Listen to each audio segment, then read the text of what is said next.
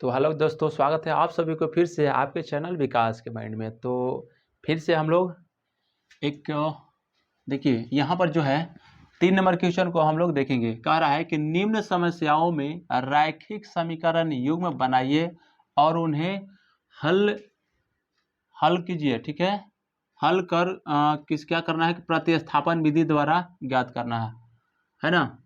प्रतिस्थापन विधि से हम लोग तो सीख ही लिए हैं, लेकिन इसमें देखिए पहले इसको समीकरण बनाएंगे, उसके बाद हम लोग प्रतिस्थापन विधि से इसको हल करेंगे। बोल रहा है पहला में कि दो संख्याओं का अंतर 26 है। ठीक है, दो कोई संख्या है, उसका अंतर करने, अंतर मतलब होता है घटाने पर कितना आता है, 26 आता है। और एक संख्या जो है दूसरी संख्या की 3 गुनी है। कितना है, एक संख्या जो है दूसरी के 3 गुना करना है। गुना बोलेगा तो उससे 3 से गुना कर देंगे। ठीक है, तो उन्हें ज्ञात करना है। चलिए देखिए, सबसे पहले मानेंगे संख्या मान लेते हैं। माना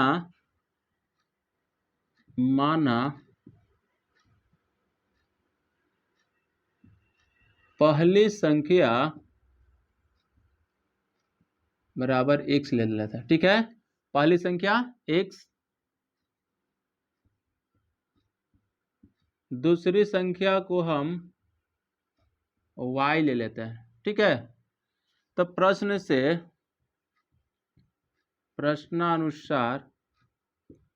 क्या बोल रहा है कि दो संख्याओं का अंतर 26 है। अब यही जो संख्या लिए है x और y लिया है ना, इसी को घटाने पर कितना आता है, 26 आता है ना। तो x माइनस वाई बराबर 26 प्राप्त होता है। अंतर मतलब होता है घटाव, है ना। योग मतलब होता है जोड़ना। तो यहाँ पर बोला है अंतर, तो x माइनस वाई बराबर 26, समीकरण 1 ले लेते हैं। उसके बाद क्या बोल रहा है कि दूसरी संख्या की 3 गुनी है ना। दूसरी संख्या की 3 गुनी है। ठीक है, एक संख्या जो है दूसरी संख्या कितना गुना है, 3 गुना है। चलिए पहला संख्या अगर हम इसको ऐसे लिखते हैं x, ठीक है, बराबर दूसरी संख्या का कितना है, 3 गुना, तो 3y लिख देते हैं। कोई दिक्कत नहीं ना। पहली संख्या दूसरी संख्या का 3 गुना है तो 3 से गुना कर दे। ठीक है, इसको समीकरण 2 ले लेते हैं, है ना। अब देखिए, अब इस x का वैल्यू हम किस में रखेंगे, 1 में लेते हैं ना। लिखेंगे समीकरण 2 का मान समीकरण 1 में रखने पर, इस 2 का मान किस में रखेंगे, 1 में ना। x का वैल्यू कितना आया है, 3y, तो इसमें रखेंगे, क्या हो जाएगा,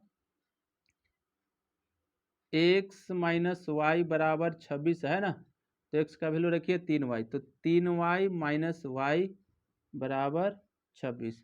3y में से एक y, मतलब कुछ नहीं है तो सबका मालिक एक है ना। तो 3 में से गया तो 2, 3 में से गया तो 2, यानी कि कितना हुआ, 2y बराबर 26। 2 से कट गया कितना बार में, 13 बार में, इसलिए y बराबर कितना आया, 13, है ना। कितना आया, 13 आया।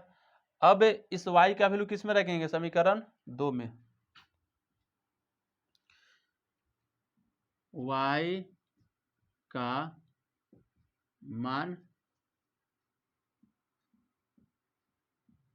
समीकरण किस में रखते हैं, किस में रखेंगे, किधर गया, y का वैल्यू किस में रखते हैं, समीकरण 2 में।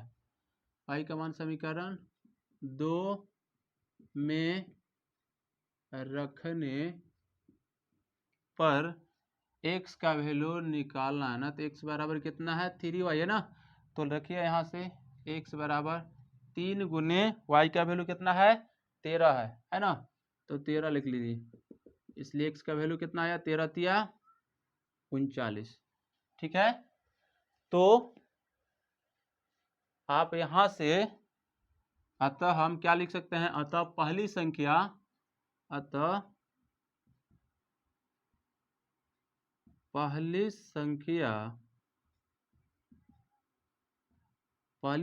x इक्वल टू कितना प्राप्त हुआ, 39। और दूसरी